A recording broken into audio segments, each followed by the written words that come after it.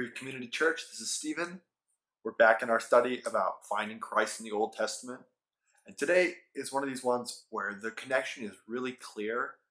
The connecting you make is really valuable. So I hope you guys get a lot out of this. This was a big mind blower for me. This was introduced to me by a buddy of mine named Zach. Wanted to also introduce you to my friends. We got Mr. Frog 2, and Alan. Good friends of mine. Definitely have kept me company many a night. But let's start this off by opening up to 1 John 2:15 and 16. And here John is talking about the types of sin that exist, the kind of sin that separates us from God. And he really brings it down to kind of three roots of these sins. And I'll read real quick. For do not love the world or anything in the world. If anyone loves the world, the love of the Father is not in him.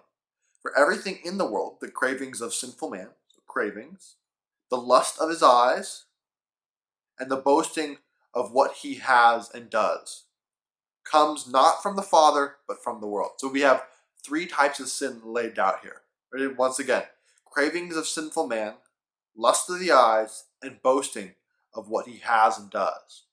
Now these three things weren't just, poof out of nowhere. This wasn't just something out of the top of his head. What he's talking about here are the same sins that have plagued humanity since the start, and I mean the start, Adam and Eve, and the same sins that Christ overcomes in the wilderness. So if we bring it back and we look at Genesis, and we go to Genesis 3 verse 6, we see these three same sorts of temptations are what caused the downfall of man. So, they eat from the tree of the knowledge of good and evil, and when they're asked by God, why did you do this? Well, they say, the woman saw the fruit of the tree.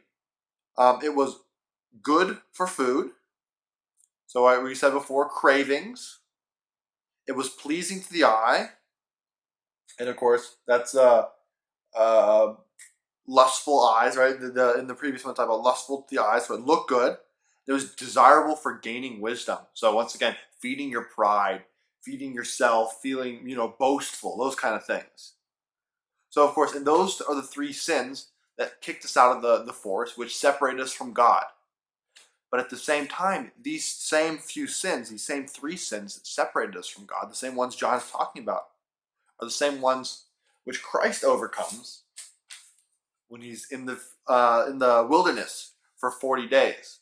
So Christ is in the wilderness for 40 days, and he's met with three temptations from the devil himself. I don't know if you guys remember these, but I'll go through them real quick. I got my notes. Matthew 4, 1 through 11. First, Jesus is tempted by the devil to turn a stone into food. So once again, just like Adam, it would look good to eat. The devil, eat this bread. Doesn't that look good? You could turn this rock into bread. Wouldn't that be good? So he tempts him with his appetite. Christ overcomes it. He quotes the book of Deuteronomy, I think, in all of these times. Next, he's told, he's brought up to the top of this temple. He says, jump off, you're so powerful, you're so mighty because you're the Son of God that, angels will catch you. So what's he playing into there? What kind of sin is he trying to get Christ to commit? Trying to get him to be boastful, to have pride. God could, jump off, and he is powerful enough. And literally, the passage the devil quotes is not incorrect. Christ could jump off and he would be fine. But what he doesn't want to do is he doesn't want to fall into temptation of the devil.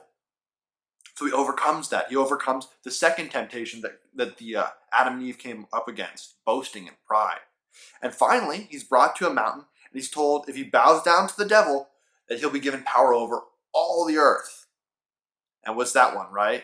Lustful eyes. He sees something that's beautiful. Oh, this could be yours, Just like the apple looked good. Or, in our life, there's all sorts of things where our lustful eyes catch us away from Christ, pull us away from Christ.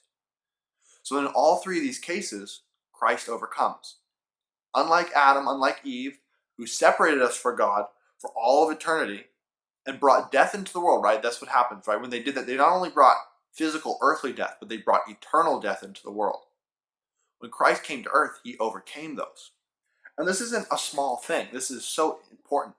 Because if he didn't do that, if Christ had failed, if he ever sinned in his whole life, but this story, this bit of his life, is especially emblematic of him undoing this. Because by him not sinning and becoming a perfect sacrifice for us, he was able to undo what happened to Adam.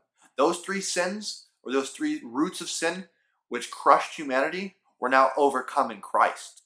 And when he died on the cross and gave his life as a perfect sacrifice, because he didn't sin in his life, and because he overcame those same sins, he's able to set us all free.